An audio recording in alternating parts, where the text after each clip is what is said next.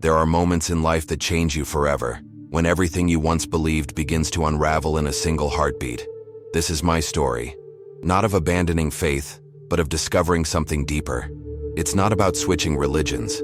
It's about finding someone I never expected to meet. If you've ever prayed and heard only silence, if you've ever done everything right but still felt hollow inside, then stay with me. What I'm about to share is raw, honest, and born from pain, but also from the kind of love that reshapes the very core of who you are. My name is Sakir, and this is how I met him. I was born into devotion. My earliest memories are the sound of pre-dawn prayers echoing through our home in Karachi, Pakistan. Every corner of our household breathed discipline and reverence for Allah. My father was a respected imam, my uncles were Islamic scholars, and our walls were lined with books of the Quran and Hadith. From a young age, I was immersed in rituals, teachings, and tradition. There was no space for doubt, only obedience. We prayed before sunrise, fasted without fail, and memorized scripture until our tongues carried verses like second nature. In our community, I was the boy who made others proud, the one who recited with perfect diction, who taught younger children to pronounce every Arabic letter with care. By the time I was 10, I had memorized entire surahs. At 12, I was teaching others. I wasn't just religious, I was exceptional. People came to me for advice. My father looked at me with pride. Elders in the mosque whispered that I was destined for something great.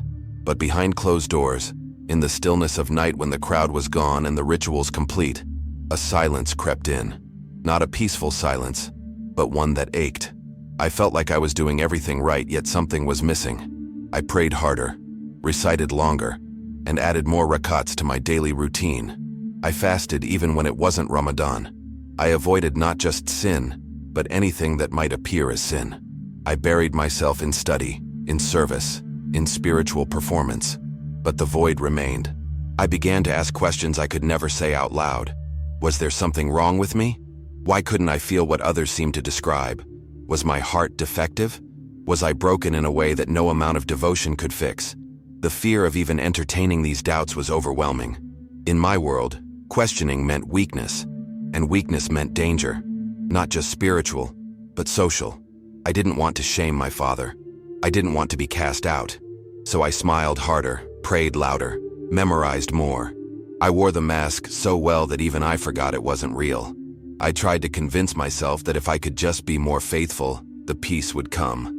I read stories of saints who had found tranquility in submission. I listened to sermons that promised healing through obedience, and so I doubled down. I gave more, served more, isolated myself more. I did everything they said would bring me closer to Allah, and still, nothing. The silence in my soul was now louder than the call to prayer, and yet I dared not speak of it. I was supposed to be the strong one, the holy one, the example. The disconnect between my outer life and inner torment grew unbearable. I would lead prayers at the mosque, then cry alone at night. I would preach discipline, then beg God in secret to just say something, anything.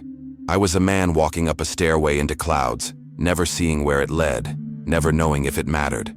I began to wonder, is anyone really feeling what they say they feel?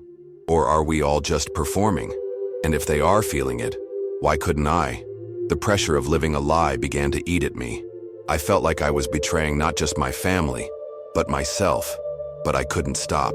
If I stopped, I'd lose everything. Respect, family, belonging. So I became a better liar. I perfected the art of hiding. On the outside, I was devout.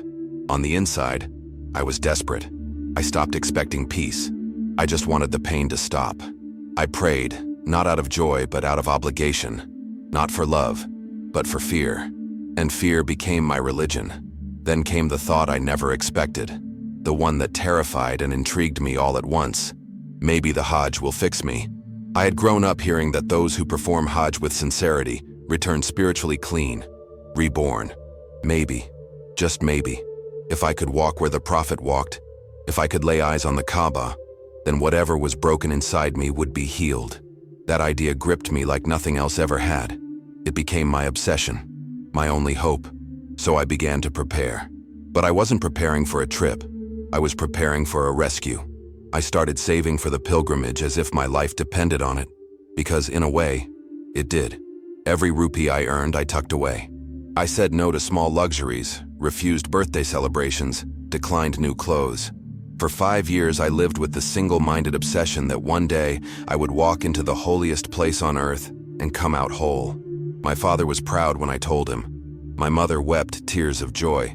The neighbors gave me gifts and prayed for me. But they didn't know what I knew. That I wasn't going for the reward. I was going for rescue. I boarded the plane with trembling hands and a secret so heavy it felt like it might crush me. Everyone around me thought I was walking into glory. I knew I was crawling toward a last chance. When I arrived in Saudi Arabia, the sheer weight of expectation nearly suffocated me. There I was, surrounded by millions, dressed the same, chanting the same, moving in unison. It should have felt divine. It should have stirred something holy inside me. And for a moment, I thought it did. As I approached the Kaaba for the first time, my face was soaked with tears. This was it, the moment I had waited for, sacrificed for, ached for. I extended my hands. I prayed louder than I ever had before, not for routine forgiveness, but for a sign. I begged, not for blessings, but for presence. I didn't want ritual. I wanted encounter. I didn't want to be a good Muslim. I wanted to know if God saw me at all. But what met me there wasn't a voice. It wasn't a revelation. It was silence. Again. But this time, the silence felt different. It wasn't empty. It was full.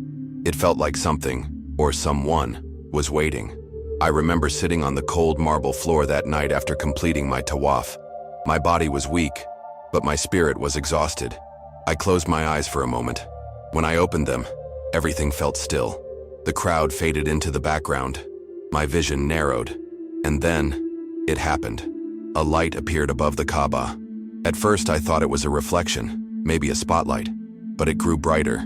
Then I saw something, someone. My heart froze. I blinked, rubbed my eyes. But the figure didn't vanish. It stepped forward. And in that instant, I knew this wasn't a dream. This wasn't exhaustion. This was real. The figure had a crown of thorns. His face was bruised but radiant. Blood streaked down his forehead. His eyes, God, his eyes, were both fire and water. He didn't speak aloud, but I heard him. Not with my ears, but deep inside. A voice so clear it drowned out every other sound. "Sakir, why do you persecute me?" My body trembled. My lips wouldn't move. I couldn't run. I couldn't speak. But I wasn't afraid. I was undone. I felt seen, not judged, not condemned. Seen. Fully. Completely. As if my whole life had led to this moment. And then I collapsed. My body hit the ground like a stone. Darkness swallowed me. But something inside me had awakened, and it would never go back to sleep. When I came to, I was in a medical tent. A nurse told me I had fainted, dehydration, heat exhaustion. But that was only half the truth. I had seen something. Someone. I had encountered a presence that defied every teaching I had known. That night, I couldn't sleep. I kept hearing the question, "Why do you persecute me?" It echoed in the corners of my soul. I wasn't a Christian. I didn't follow Jesus. I had debated Christians. I had mocked them. And yet there I was, haunted, not by doctrine, but by a face, a presence, a love I didn't understand, but couldn't escape. I returned to Pakistan broken. How could I share this? How could I talk about my pilgrimage as if it were beautiful, when the truth was too deep for words? I hid. I shut my door. I wept. I whispered in the darkness, "Jesus, if that was you, speak again."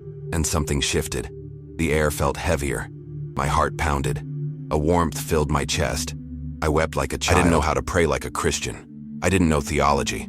I just knew something inside me was being freed. I whispered again, "Jesus, I saw you." And in that whisper, I surrendered. But surrender didn't mean peace. Not yet. What followed was fear, shame, confusion. I had no one to talk to. I lived in a house full of devout Muslims, carrying a secret that could destroy me. I kept up the facade. I prayed 5 times a day to keep appearances. But inside, every time I bowed, my soul was crying out to Jesus. And each time I whispered his name, the tears came. It felt like betrayal, but also like home. I began to realize this wasn't rebellion. This was rescue. Quiet, costly, real. If you've ever had a moment where everything changes, where truth finds you instead of the other way around, you know what I mean. And if you're watching this caught between fear and faith, torn between who you were and who you're becoming, listen to me. You are not alone. You are not crazy. You are being called. I kept my secret hidden as best as I could, but secrets have a way of slipping through the cracks. One night, my younger sister Rama knocked on my door. She was only 18, but sharp as a blade. She had noticed, not just the missed prayers or the quiet demeanor, but the sorrow behind my silence. She asked me gently why I hadn't shared more about my pilgrimage, why I seemed distant. I tried to lie. I told her I was overwhelmed, still processing, but she didn't back down. She said she had heard me crying in my sleep, heard me whisper a name, Isa, Jesus. I froze. Every part of me wanted to deny it, to protect her from the truth, but she had seen too much. I begged her not to tell anyone. I pleaded with her, "Please, Rama, don't speak of this." She looked at me, heartbroken. Then, in a whisper that shattered everything, she said, "So it's true," and walked away. I knew then that the storm was coming, and I was right. The next morning, my father stormed into my room. No knock, no greeting, just fire in his eyes and a Quran in his hand. He slammed it on my desk and asked one question. "Did you speak the name of Jesus?" I couldn't speak, but my silence said everything. What followed was a fury I cannot describe. He struck me once, twice. My uncles were summoned. My mother cried in the corner. They called me cursed, possessed. They dragged me into the living room, demanded answers. I tried. I told them about the Kaaba, the vision, the voice, the warmth. I said I wasn't rebelling. I was responding. I hadn't sought Jesus. He came to me. I couldn't unsee him. I couldn't unknow what I now knew. But my words fell like stones in a storm. One uncle spit at my feet. Another called me a dog. But the words that tore me to pieces came from my father's lips. "You are no longer my son." That night, they locked me in my room. No food, no water, just the Quran on the floor, and my soul in flames. I whispered his name again, Jesus, over and over. And with every whisper, strength returned, not to my body, but to my spirit. I wasn't alone. Even in that darkness, I felt surrounded, not by hatred, but by love. A love I hadn't earned, a love I couldn't escape. 3 days later, they brought a sheikh, an exorcist. They believed I was possessed by a jinn. He chanted for hours, poured water over my head, screamed in my ears. I didn't fight. I stayed still. But each time he shouted, "Allahu Akbar," I whispered back, "Jesus is Lord." It enraged him. He threatened me, but I wasn't afraid anymore. I was anchored. Finally, the sheikh gave up, told my family I was lost. Damned. "Kill him or cast him out," he said. My mother begged for mercy, so they chose the second. They threw me out that night. No bag, no shoes, no money, just a torn shirt and bleeding feet. I wandered the streets of Karachi in silence. The humiliation burned deeper than the bruises. I had lost everything. My family, my home, my identity. I found a narrow alley near a mosque and collapsed onto the cold concrete. I was too afraid to sleep, too weak to cry. I stared at the night sky and whispered, "I have nothing left."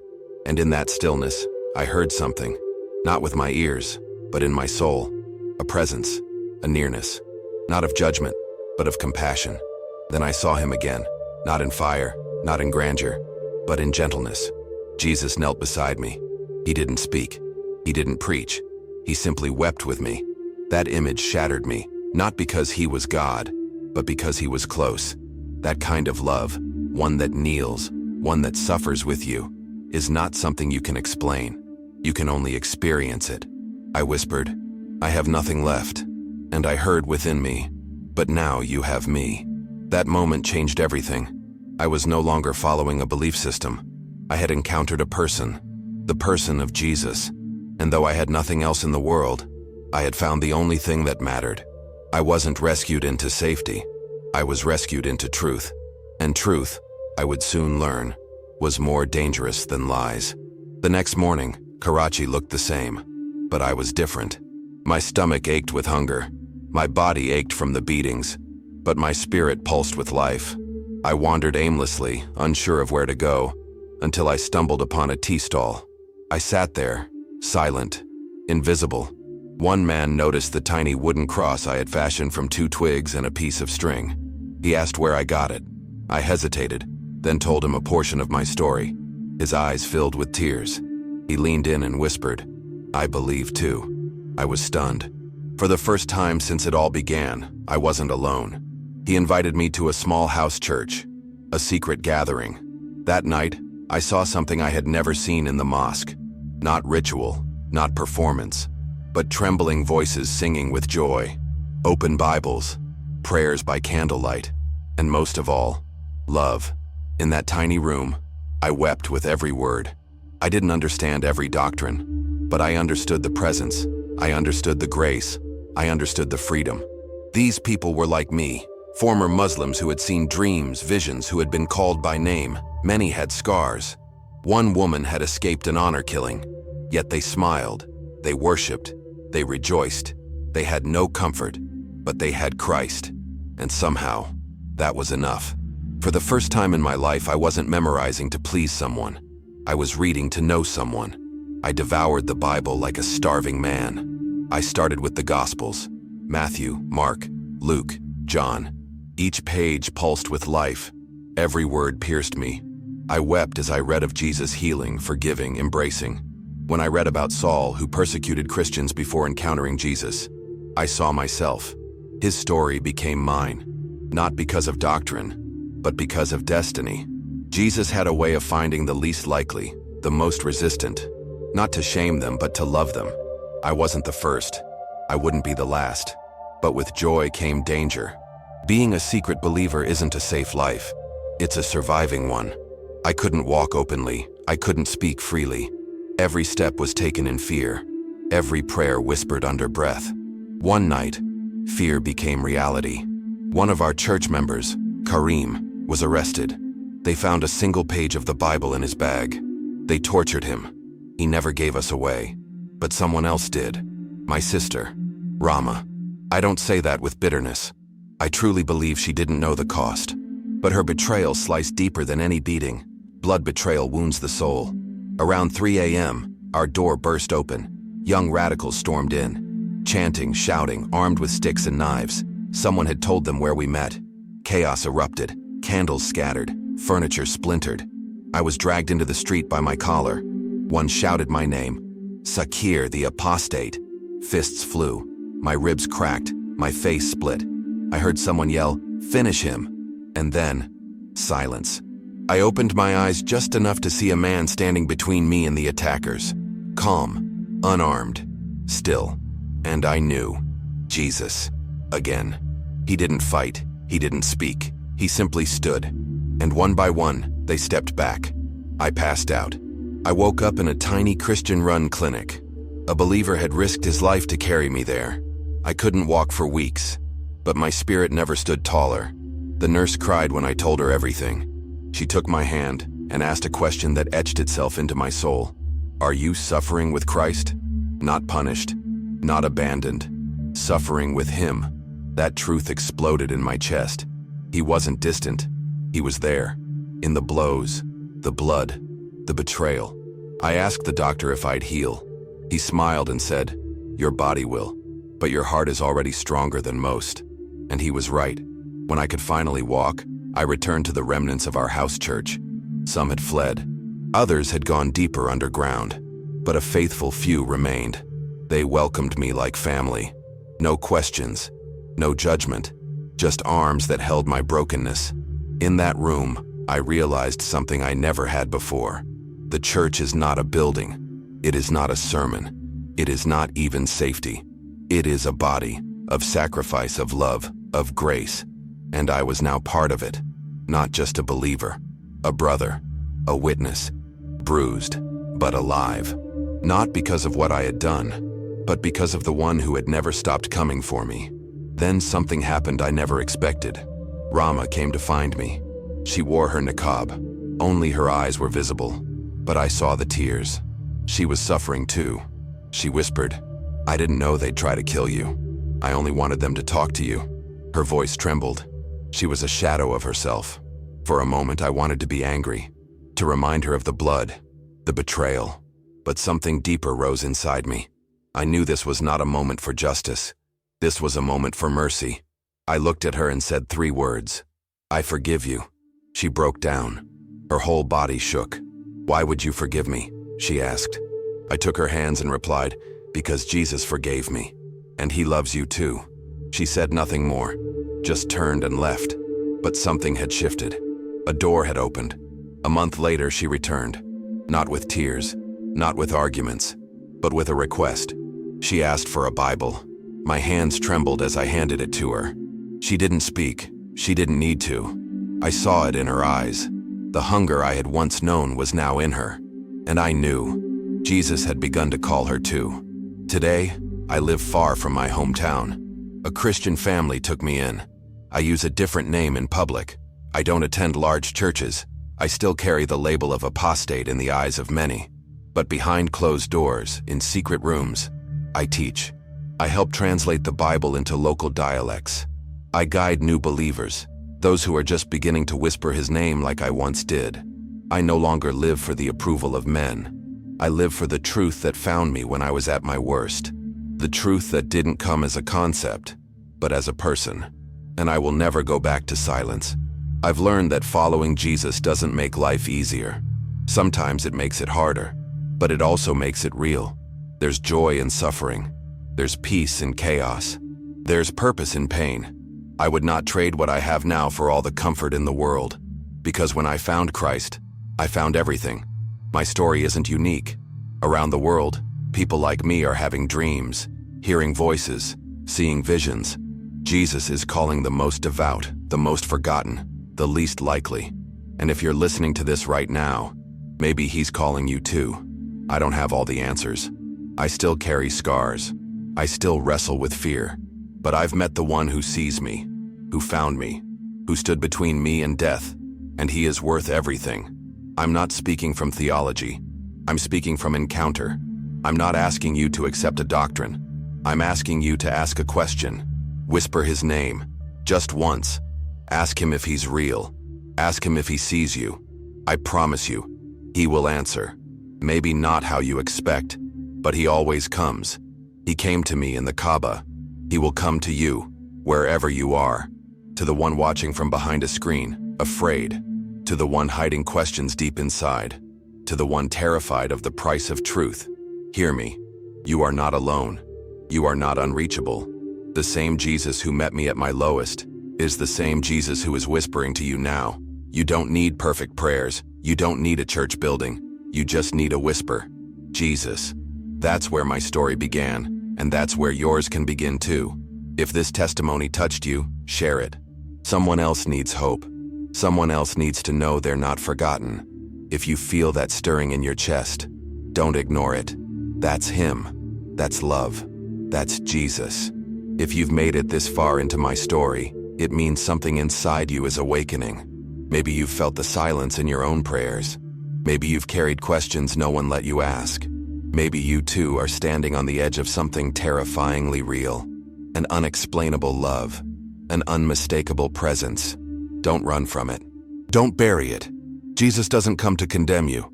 He comes to find you, to lift you, to be with you in your darkest hour. He was with me when everyone else abandoned me, and he will be with you. I'm not asking you to join a religion. I'm asking you to meet a person, the person who changed everything for me, who saw me in my pain, who called me when I didn't even know how to call his name. If you feel that same call, if something inside you stirs, breaks, burns, don't ignore it. Respond. Right now in the quiet of your heart, whisper, Jesus, if you're real, show me. That's all it takes. That's how my story started. And I promise, he will answer. Don't stay in the shadows. Don't carry your faith alone. If this testimony touched you, subscribe to this channel. Not just to follow content, but to follow a journey, a family, a movement of stories like mine. Every week, we share new testimonies from people who found Jesus in the most unexpected places. People who were once afraid, once alone, once rejected, but now walk in freedom, hope, and truth. Subscribe. Walk with us. You are not alone. If you're ready to take the next step, leave a comment below. I want to follow Jesus. We will pray for you. We will reach out. And if you need help, encouragement, or simply someone to listen, this community is here for you. This isn't about converting crowds. It's about reaching hearts, one by one. And today, that heart might be yours. Don't wait for perfection. Don't wait for permission. Just come. Jesus is already waiting. Share this video with someone who's searching for a friend, a brother, a father, someone with doubts, questions, fears. You never know what one testimony can do. You never know how one story, one act of courage, one whisper of his name can save a life. Let this story be a seed of hope planted in someone else's heart. Help us spread truth, not with force, but with love, not with arguments, but with grace. And finally, follow Jesus. Not for religion, not for approval, but for life. The kind that holds you when everything else collapses. The kind that calls your name even when you think no one is listening. I followed him into the unknown, and I found my home. You can too. Subscribe to the channel. Follow Jesus. Step into the life your soul has been waiting for. Thank you for walking through this testimony with me. Thank you for listening, not just with ears, but with your heart. You are not just a viewer now. You are part of this story, part of this family. Wherever you are, whatever you carry, know this: you are seen, you are loved, and you are never alone. If you made it to the end of this story, I want to say something to you that I wish someone had said to me in my darkest moment. You are not alone. Your doubts don't disqualify you. Your questions don't condemn you. What you're feeling right now, that stirring, that ache, that whisper, it's not weakness. It's an invitation. An invitation to be known, to be loved, to be found. I was devout. I was disciplined. I followed every rule. And still, I was lost. Until the one I never expected came and called my name. And maybe, just maybe, he's calling yours now too. You don't need to have all the answers to take the first step. You don't need to be perfect. You just need to be willing. To open your heart. To whisper, even if your voice shakes, Jesus, if you're real, show me. That's where everything began for me. And it can begin for you too. Don't let fear keep you silent. Don't let shame hold you hostage. You were created for something more than rituals and silence. You were made for relationship, for a love that kneels beside you, weeps with you, and walks with you into freedom. Subscribe to this channel and follow Jesus, not because you figured it all out, but because something inside you knows there has to be more. Here, you're not just a number. You're not just a viewer. You are part of a family. A growing movement of people who have been broken and found, silenced and called, rejected and redeemed. We share stories like this every week, real voices, real pain, real hope, and we walk together, through fire, through fear, through faith. So if you're ready for something real, something that doesn't just demand but transforms, take the step. Leave a comment below that says, I want to follow Jesus. We will see it. We will pray for you. And if you're scared, say that too. I'm afraid, but I'm curious. That's enough. We're here for that. If you need someone to talk to, reach out. If you know someone who needs hope, share this video with them. You never know what a single story can unlock in a heart that's waiting for permission to believe. Don't walk this road alone. Don't stay silent in your questions. Don't carry your faith like a burden. Let it become a fire that lights the path not just for you but for those watching you in silence. You can be the story someone else needs to hear. You can be the voice someone else is praying for. And it all starts, not with a sermon, not with a conversion, but with a whisper. Jesus. That's where it started for me. That's where it can start for you. I pray that if you feel him calling you, even softly, you'll answer. Not with fear, but with surrender, with hope. And if you're not ready yet, come back. Watch another story. Sit with the questions. Let your heart unfold slowly. You are safe here. You are welcome here. And no matter where you are on the journey, we are walking with you. Thank you for listening, not just with your ears, but with your heart. I feel your presence through this screen. I see your courage, and I'm honored to have shared this space with you. Until we meet again, stay strong, Keep searching and never stop whispering his name. Jesus is near. He always comes. And now he's calling you.